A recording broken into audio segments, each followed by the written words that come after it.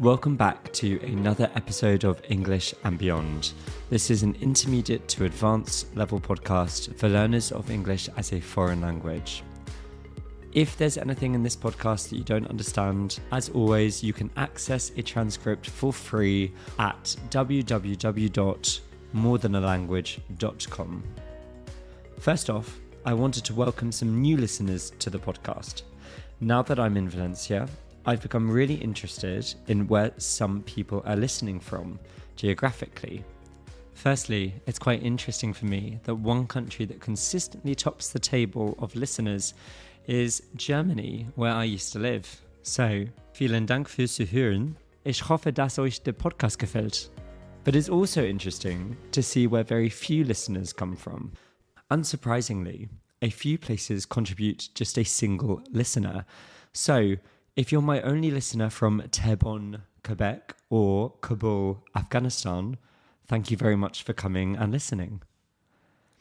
I recently recorded an episode of this podcast in which I interviewed my ex-partner. In the end, I'm not sure whether I'm going to use this episode. I really enjoyed this unusual experience, but I felt that it didn't work very well as an episode of the podcast. As an observation on relationships, I found it personally pretty interesting, but I'm not sure that you guys would agree. But one of the things that we discussed was the fact that when a romantic relationship ends, you often lose contact not just with your ex, but also with the friends of that person and with their family members.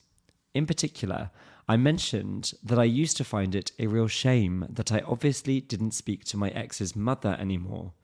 I do have her number still, actually, but it would be extremely odd for me to give her a call, especially after almost a decade of not having spoken to her at all. One of the people I was talking to about this topic was actually my current mother-in-law, and I felt very strange talking to her about it. It felt almost like some sort of cheating, some sort of betrayal, to tell my current mother-in-law that I missed my ex's mother. But we got to talking about her own experience with her mothers-in-law and that relationship in general. I've had 3 long-term relationships and therefore 3 mothers-in-law. Strictly speaking, I shouldn't really call these women my mother-in-law.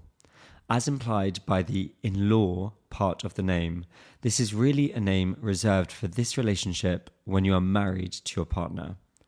However, it is often used informally to refer to the parents of boyfriends and girlfriends and not just married spouses. The mother-in-law in general has the reputation, at least in the UK, of often being the bane of a married woman's life. The bane meaning a cause of great stress or annoyance. This stereotype, I think, is based on the slightly misogynistic idea that women can't get along. But, to be completely honest, I've also seen quite a few examples in my own life of definite tension between my friends and their mothers-in-law. Not just women, but also men. I guess to an extent this is natural. It's probably quite hard when someone comes into your child's life and suddenly becomes a big factor in their decision-making. I think this issue is actually very complicated and really much more controversial than it seems at first sight. The question is, why do mothers-in-law have the reputation of a difficult relationship with their daughters-in-law, but not their sons-in-law to the same extent? I think that this is partially because the daughters, the wives, when they have their own children, often want to be near their own mothers to make it easier to get their help and support, which might involve moving away from the son's family. My mum always said to me that she was quite pleased that I was gay in this respect. I think it's not a very politically correct thing to say, but she's always said to me, if you have a straight son, when he gets married, you feel a little bit like you've lost your son a bit, because you're no longer the most important woman in his life. In contrast, with a gay son, you actually gain a new son, his partner. My mum and César get on really well, I think, but we'll talk more about that in the interview section today. Anyway, I thought it might be interesting to explore the relationships that we have with our mothers-in-law in this episode, and as I said earlier, I have had 3. My first relationship, lasted 3 to 4 years, but I never really got to know this mother-in-law. My boyfriend hadn't come out of the closet yet, so although I did get to meet her, it wasn't a frequent occurrence. It didn't happen very often. We had met, my boyfriend and I, as students at the University of Oxford, but he was from Manchester, in the north of England, so I only ever saw my mother-in-law when I went to visit my boyfriend during the holidays. I remember once coming into the house and striking up a conversation with her. She said to me, "You know, you don't need to run off upstairs straight away," meaning that I didn't need to avoid talking to her in the kitchen or living room and didn't need to hide away in my boyfriend's bedroom as soon as I came into the house. I helplessly said that I just had to follow my boyfriend as he hurried me out of the room. Little did she know, I would have loved to have stayed and chatted with her. I felt like her saying this to me was a tacit acknowledgement of my relationship with my boyfriend. That is, she was saying that she knew that we had a relationship without actually having to put it into words, and she was letting me know that it wasn't a problem. However, his discomfort with the situation meant that she and I never had a chance to get to know one another properly. This meant that I never got the stereotypical experience of leafing through his baby photos or hearing embarrassing stories from his childhood. With my second boyfriend, it was a different story though. This boyfriend was actually also a little uncomfortable with being gay, but he was very relaxed about me spending time with his family, thankfully. He was from Sheffield, also in the north of England. Whenever I went to visit him in his hometown, I loved spending time with his family. The first time I met his mum, I loved her immediately. She was such a sweet, kind-hearted woman, and I think she was just as excited to meet me as I was to meet her. This ex-boyfriend had never brought anyone home before, and I had never spent time with the boyfriend's mum, so it was a novel, a new experience for us both.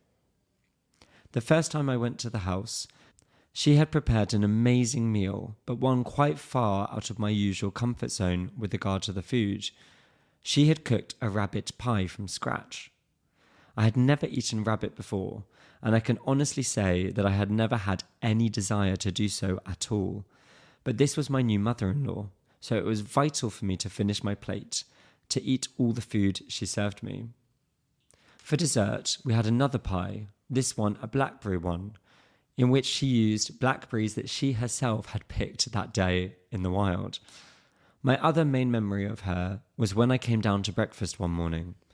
She was on the phone to some utility company, something like the phone company or the gas company. She was complaining about the service, and it was so interesting to listen to her. She was one of the sweetest people I had ever met, and she was faultlessly polite while complaining, but she showed that beneath that sweet exterior, she had a backbone of steel. She wasn't backing down, she wasn't going to surrender, and I found the contrast with her usual personality very amusing. César's mum, my third mother-in-law, is actually quite a similar person. If you speak Spanish, you can actually listen to César's mum tell some of her own life story in his intermediate level podcast, episode number 52. But I think she is a woman who has shown incredible resilience. She and I are very different people, and I really respect her. Even though life has been tough on her at times, her life has sometimes been hard, she maintains an amazing open-mindedness. I think that if I had experienced half of what she has, I would be much more cynical. I would trust people and what they say much less. But she remains very trusting and always willing to give people the benefit of the doubt. I actually had a very similar culinary experience, an experience with food, with César's mum as with my second mother-in-law. When I first met her, she served me a traditional paella, including, again, rabbit, but this time with snails. With my previous experience with boyfriend number 2, I knew I could handle the rabbit, no problem there, but snails? This was a genuine challenge, but I did my best and managed to eat a few. So those are my 3 mothers-in-law, and I have been very lucky with them. This isn't always the case. I have a couple of friends whose relationship with their mothers-in-law is one that could only be described as tense. every interaction is an exercise in biting their tongue. That is, not saying what they really think and choosing their words very carefully. Some people I know do everything they can to avoid all interactions with their mother-in-law. Sometimes it drives people to move city or even country. The issue with this, however, is that it can possibly make the situation even worse. If your chief complaint with your mother-in-law is that you find her overbearing, i.e., too ready to involve herself in every aspect of your life with her child, trying to escape can actually make her hang on tighter. I occasionally ask you, listener, to contact me with your thoughts on a given topic. Well, this is a good one. Do you have a mother-in-law that you have had an incredibly positive relationship with? Or are you one of those people who has fled to the other side of the world to avoid their mother-in-law?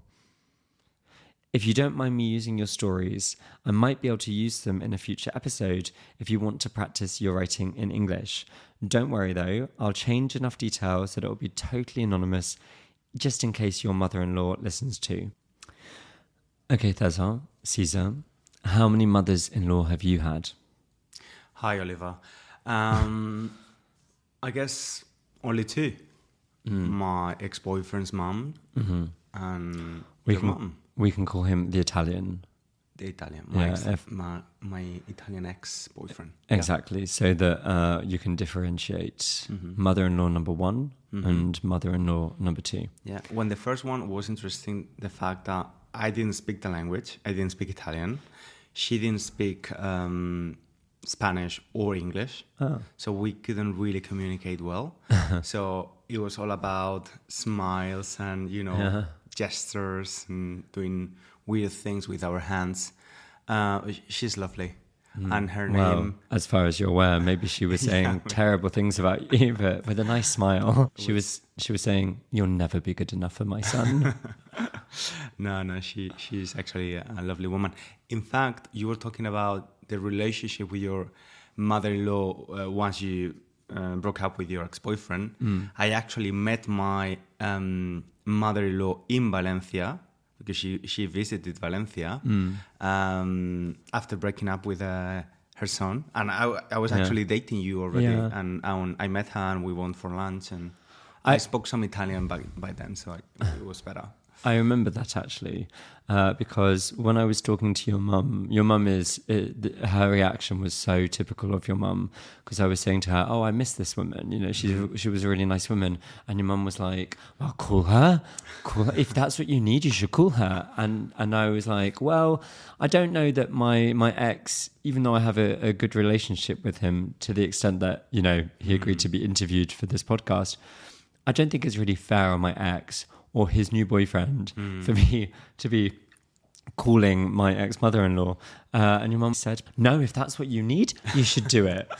Your feelings go first. Yeah, exactly. Your feelings are valid. But no, I won't be calling my ex-mother-in-law, although maybe my ex will send this to her. Maybe. Yeah. But actually, having now been in the other position where you have gone for lunch with your ex's mother-in-law while going out with me, I think it's a nice thing for you to do, not a horrible thing to me, Yeah, of course.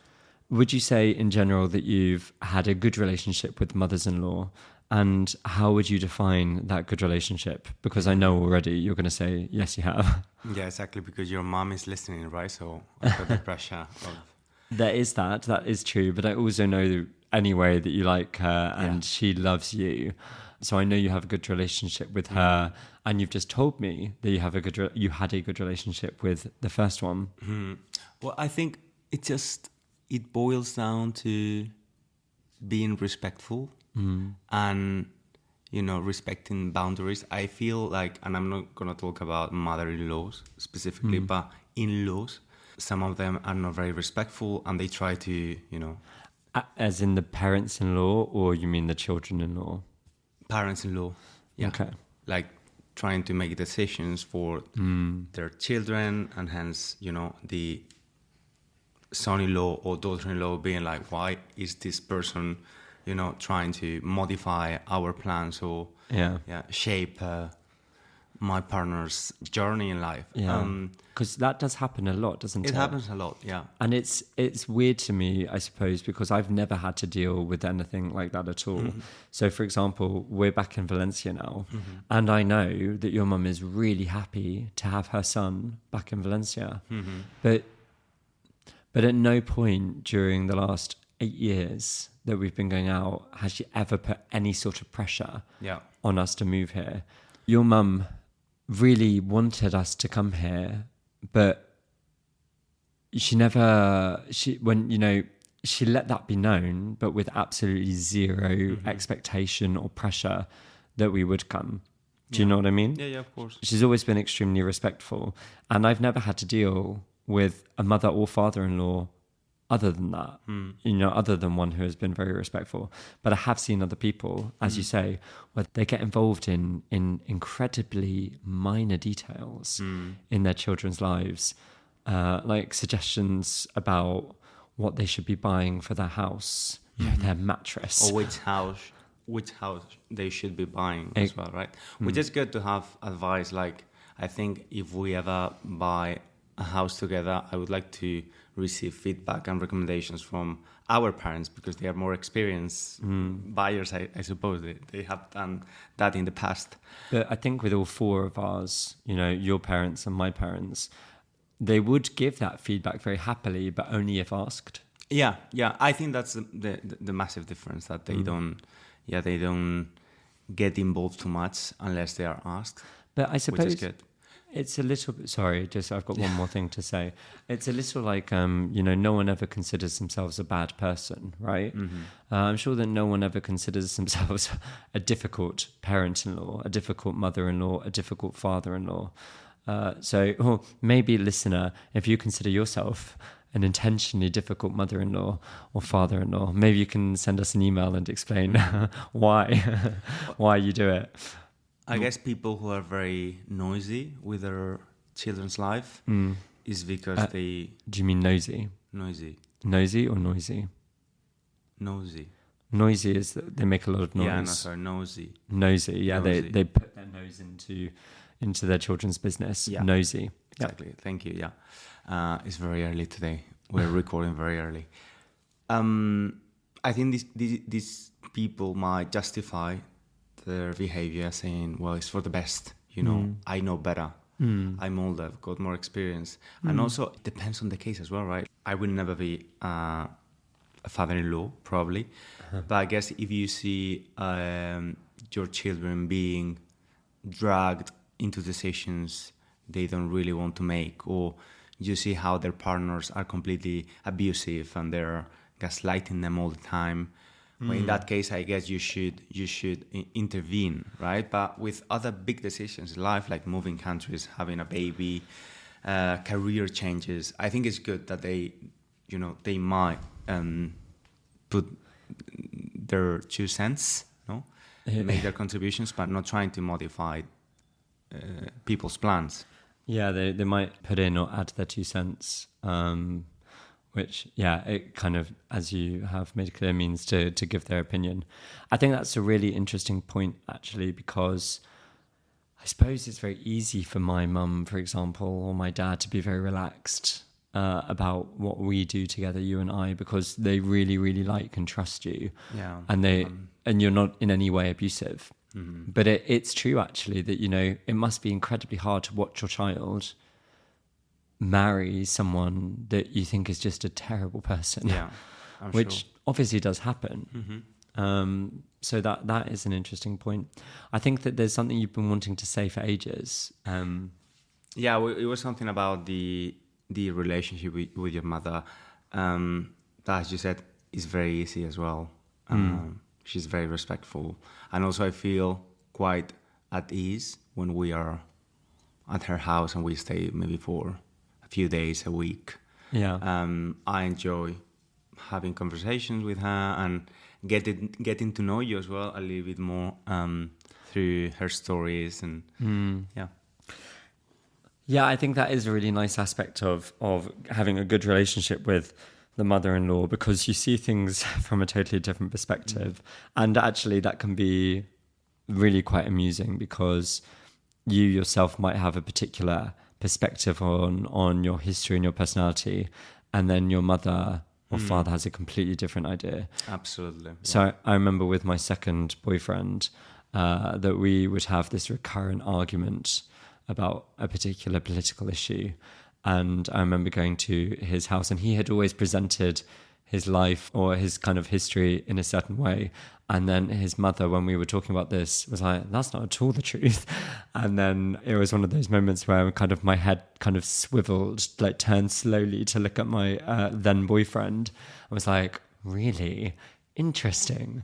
Because I'd heard so strongly for so long. Yeah, that happened yesterday, by the way. With me? With me. Because I think it was in the previous episode where I said, I was kind of joking. I said that I didn't like the concept of VIP. Oh, yeah. Very important person. Yeah. And I've ended up in Valencia signing up to the gym, and the plan is called VIP, but just because it includes some massage that I actually need because I got a back issue. So you were mocking me all the time. So. I was, because I've been teasing you for the last few days about this attitude, about not liking the VIP experience, which doesn't totally chime with the César that I know. I didn't say Sorry, I don't okay, like the the VIP. brand. I don't like the name. The branding. Yeah. Apparently you don't like the branding, which I think is a bit of a kind of an illogical position to take. And then I found it very funny to find that, yes, you'd signed up to a gym without telling me, with not just the VIP mentality, but also specifically the VIP branding. So yes, when our friend revealed that, I did find that very funny. But I'm going to suggest to the gym that they change the name of that package and call it like premium package. I think that we probably should stick to our actual topic though, because we can't make every episode about your political hypocrisy.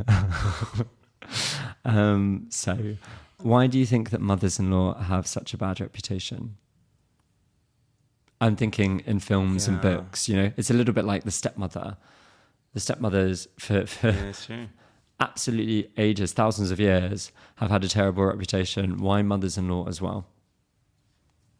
I don't know, actually. I guess there's some sort of misogyny in it as well. Some reality, because I think women traditionally have been more involved in the upbringing of their kids. Yeah. So I think that might have an impact as well. So we will see in the future if maybe we will talk about difficult in-laws in general, regardless of their gender. It's true, actually, because I think I've had a better relationship with all of my mothers-in-law than my fathers-in-law. And it's not that I've had a bad relationship with any of my fathers-in-law, but the relationship over the 3 relationships has been a little bit more indifferent. Yeah, they were just less involved, right? Yeah, they were not as interested in knowing about me. I think that they were kind of relaxed and thinking, well, if my kid has a happy relationship with that person, great, that's it. And so I had nice lunches and chats and everything, but I think there wasn't the same level of kind of an attempt to build a relationship that has been the case for all of the mothers-in-law. I'm going to bring up this topic with my dad today. It's his birthday today. We're going to go for lunch. I'm going to say, why are you not involved with Oliver? Oliver says you're very indifferent. Your dad actually, he's always really, I think he likes engaging with me and talk about Spanish history, which, by the way, he knows more about it than me. I mean, he's brought up the Spanish Civil War with you a lot of times. I've done now a few episodes in Spanish about that on my Spanish podcast, actually. Because I think when he first did it, you didn't know that much, right? Yeah. So now I'm way more knowledgeable. So now you can go and have a really good chat with him about it. I remember my dad sometimes in restaurants would lean over and ask you very specific questions about the Spanish Civil War. So talking about, this narrative about mother-in-laws being horrible, in Spanish, actually, I don't know if it's only Spanish from Spain, but we use the term matasuegras, which literally means... mother-in-law killer. Yeah, mother-in-law killer. And it's, this thing where you are in a party or New Year's Eve, you use this party blower. How do you call it? I would call it some sort of like party whistle, where you've got everyone in the UK will know what they are, where you've got like that rolled up plastic. You blow into it and it fills the plastic, like it unrolls the plastic roll as you blow into it.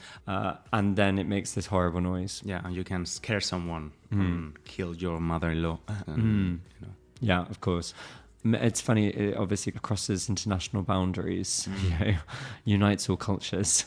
This difficult relationship with mothers-in-law. Yeah.